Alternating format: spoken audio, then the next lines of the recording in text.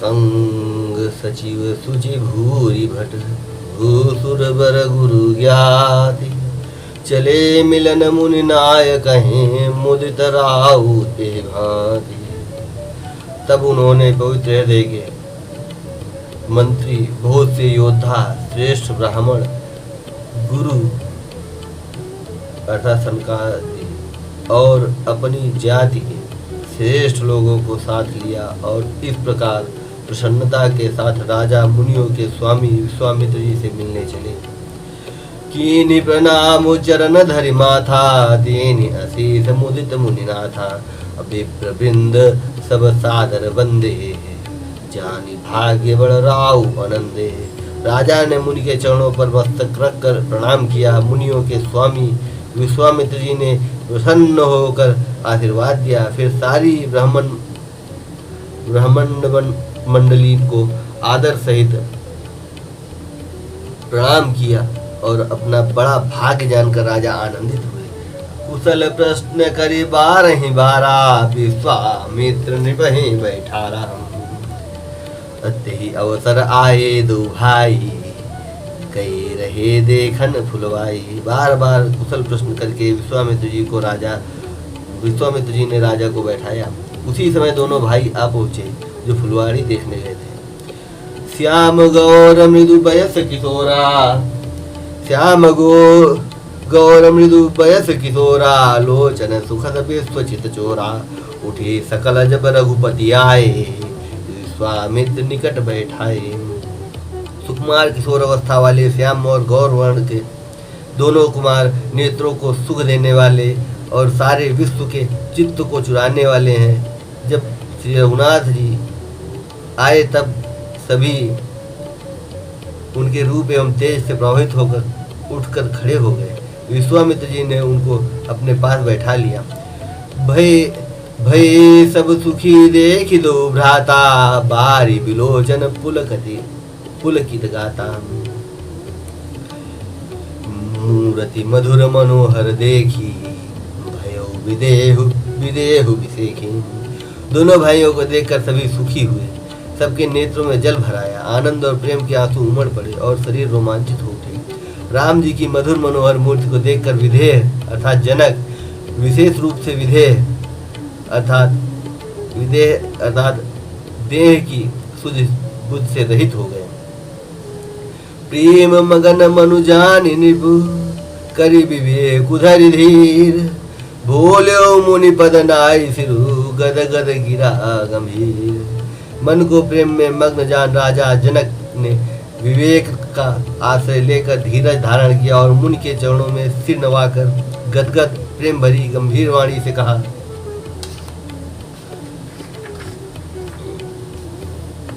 कहु नाथ सुंदर दो बालक मुनि कुल तिलक कि नृप कुल पालक ब्रह्म जो निगम नेति कहि गावा भयू उभय वेश धरि को की सोयाया। ब्रह्म जो निगम नेत कहि गावा उभय वेश धरि की सोयावा। हे नाथ, कहिए ये दोनों सुंदर बालक मुनि कुल के आभूषण हैं या किसी राजवंश के पालक हैं अथवा जिसका वेदों ने नेति कहकर गान किया है, कहीं वह ब्रह्म तो युगल रूप धारण धर कर नहीं आ गए। सहज विराग रूप मुनि मोरा थकित होत जिमि चंद चकोरा। ताते प्रभु पूछो सति भाऊ ओ कहो नाथ जनि करहु दुराऊ। मेरा मन जो स्वभाव से ही वैराग्य रूप बना हुआ है, इन्हें देखकर इस तरह मुग्ध हो रहा है जैसे चंद्रमा को देखकर चकोर। हे प्रभु, इसलिए मैं आपसे सत्य भाव से पूछता हूँ, हे नाथ बताइए, छिपाओ न कीजिए।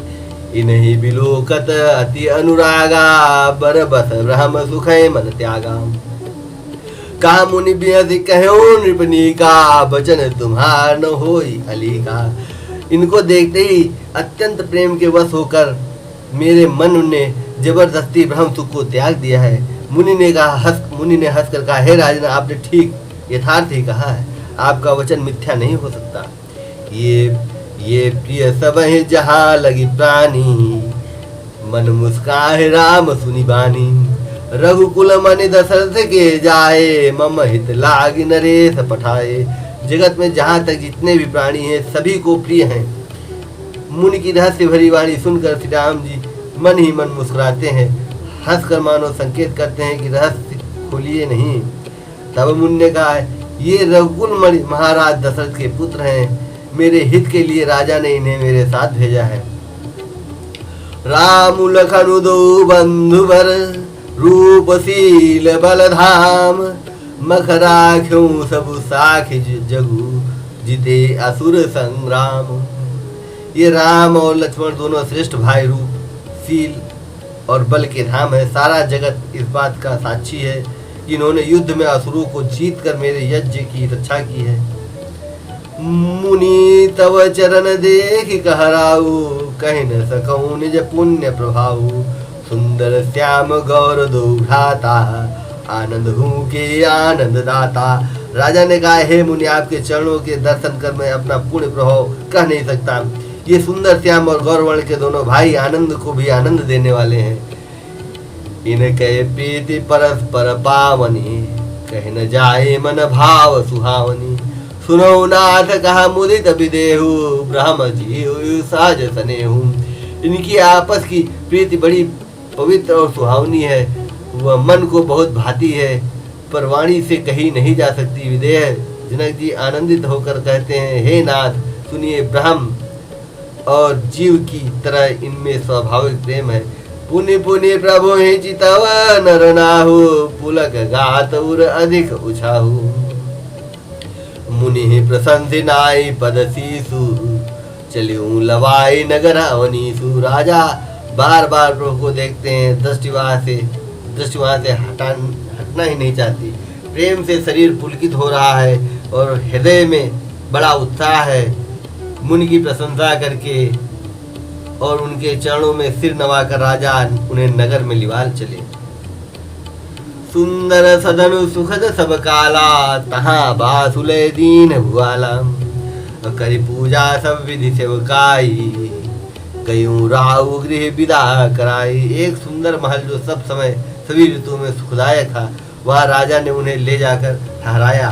तदंतर सब प्रकार से पूजा और सेवा करके राजा विदा मांगकर अपने घर गए।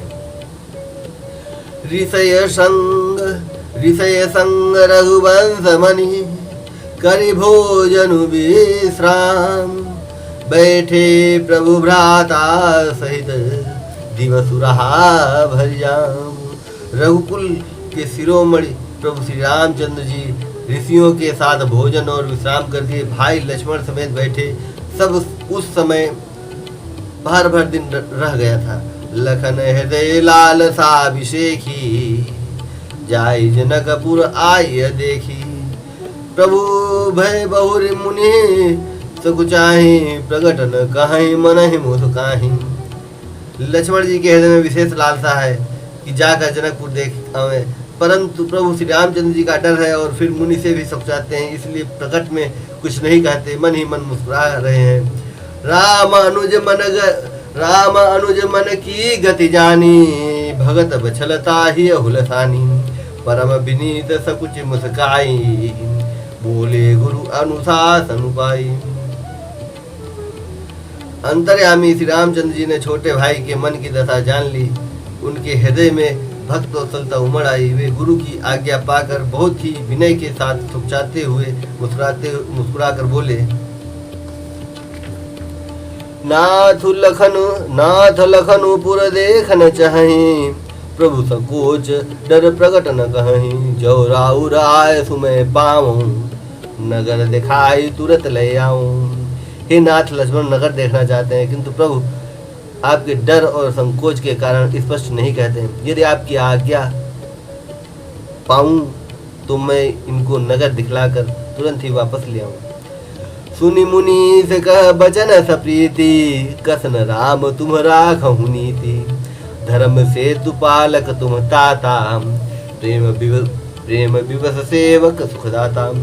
यह सुनकर मुनीश्वर विश्वामित्र जी प्रेम से वचन कहे, हे राम, तुम नीति की रक्षा कैसे न करोगे। हे तात, तुम धर्म की मर्यादा का पालन करने वाले और प्रेम के वशीभूत होकर सेवक को सुख देने वाले हो।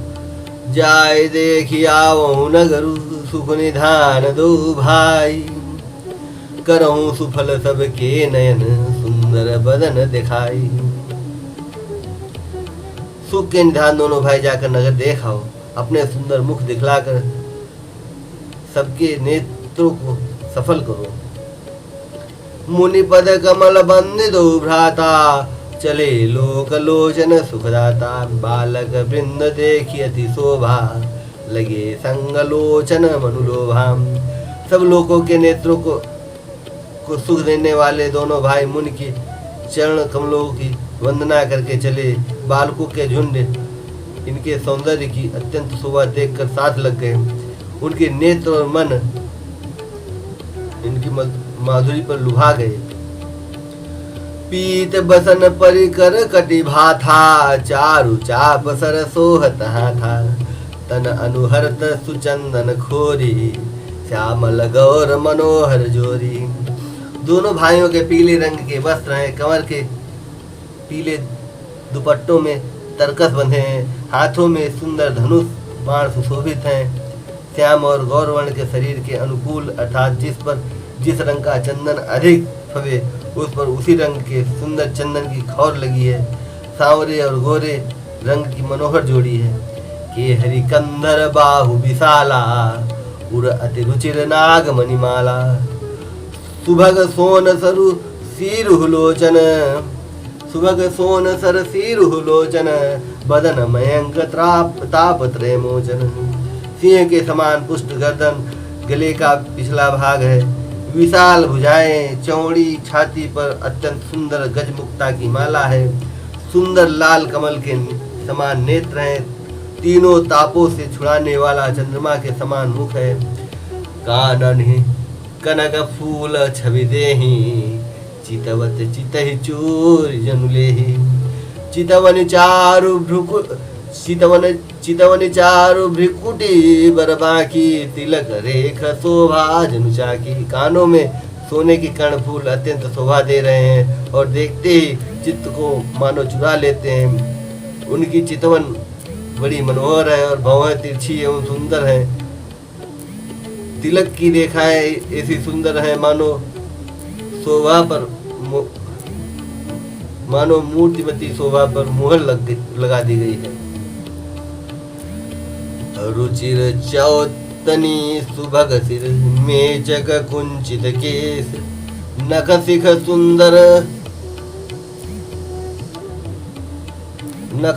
सुंदर बंधु दो शोभा सकल सुदेश।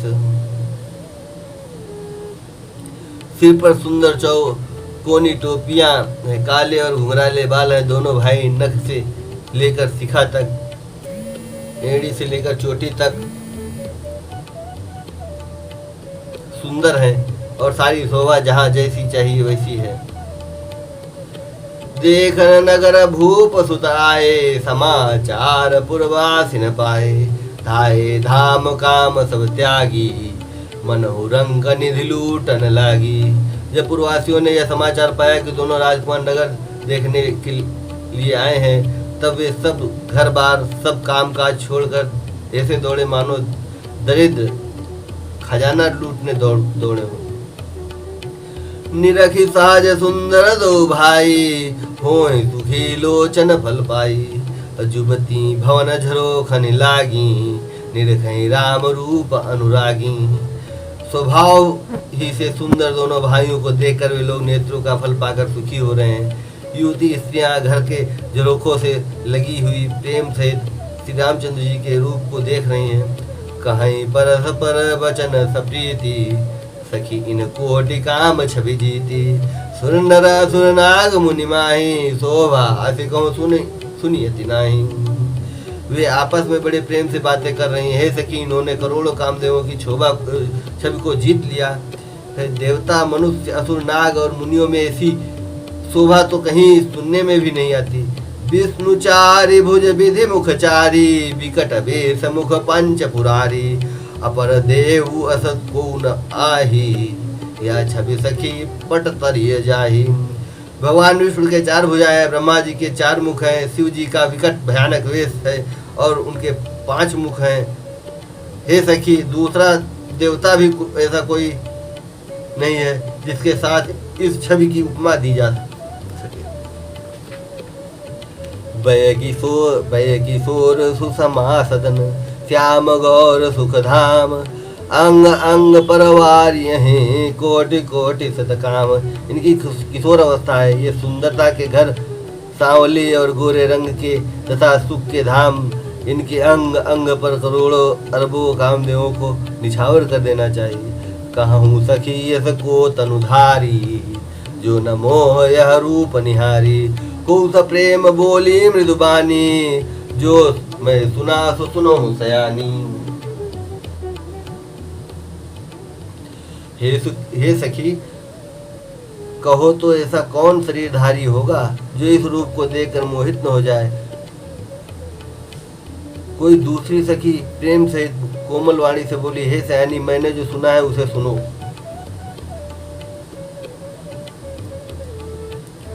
ये दो दशरथ के ढोटा, बाल मरालनी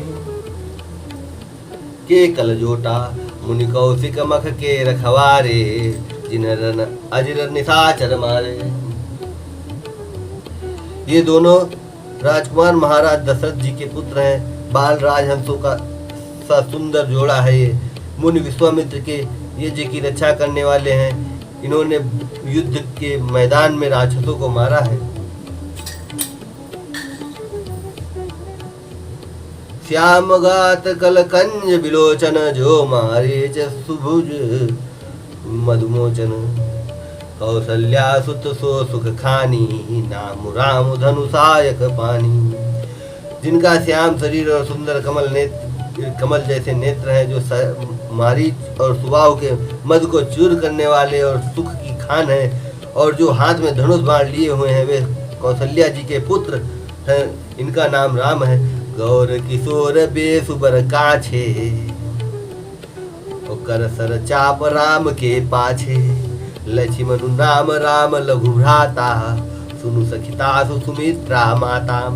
जिनका रंग गोरा और किशोर अवस्था है, जो सुंदर वेश बनाए हैं और हाथ में धनुष बाण लिए श्री राम जी के पीछे पीछे चल रहे हैं, वे इनके छोटे भाई हैं। उनका नाम लक्ष्मण है। हे सखी सुनो, उनकी माता सुमित्रा है। विप्र काजु करि बंधु दो, मग मुनि बधु उधारी। विप्र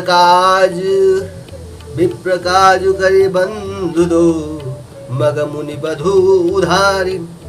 आए देखन चाप मख, सुनि हरसी सब नारी। दोनों भाई ब्राह्मण विश्वामित्र का काम करके और रास्ते में मुनि गौतम की स्त्री अहिल्या का उद्धार करके यहाँ धनुष यज्ञ देखने आए हैं। यह सुनकर सब स्त्रियां प्रसन्न हुई। देखी राम छवि को एक कहाई, जो गुजान की यह बरु अहई। जो सखी इन्हें देख नर नाहु, पन परिहरि हठ करई विवाहु। श्री रामचंद्र जी की छवि देखकर कोई एक दूसरी सखी कहने लगी, यह वर जानकी के योग्य है। हे सखी, यदि कहीं राजा इन्हें देख ले तो प्रतिज्ञा छोड़कर हठ पूर्वक इन्हीं से विवाह कर देंगे। को कह ए भूपति पहचाने, मुनि समेत सादर सन्माने। सखी परंतु पनुराउ न तजई, विधिवश हठि अविवेक कहीं भजई। किसी ने कहा राजा ने इन्हें पहचान लिया है और मुनि के सहित इनका आदर पूर्वक सम्मान किया है, परंतु हे सखी, राजा अपना प्रण नहीं छोड़ता। वह होनहार के वशीभूत होकर हठ पूर्वक अविवेक का ही आश्रय लिए हुए हैं। प्राण पर अड़े रहने की मूर्खता नहीं छोड़ता। अर्थात दो कह जो भलक अहै विधाता, सब कह सुनिए उचित फलदाता। तो जान की मिली बरु एहू, नाहिन आली यहाँ संदेहु। कोई कहती है यदि विधाता भले हैं और सुना जाता है कि वे सबको उचित फल देते हैं, तो जानकी जी को यही वर मिलेगा। हे सखी, इसमें संदेह नहीं है। जो विधि बस बने संजोगु, तो कृति होई सब लोगु। सखी हमरे आरती अति ताते, कबहुक ए आवही एहि नाते। जो दयोग से ऐसा संयोग बन जाए तो हम सब लोग कृतार्थ हो जाएं। हे सखी, मेरे तो इसी से इतनी अधिक आतुरता हो रही है कि इसी नाते कभी ये यहाँ आवेंगे। सीताराम चरण रति मोरे, अनुदिन बढ़ऊं अनुग्रह तोरे।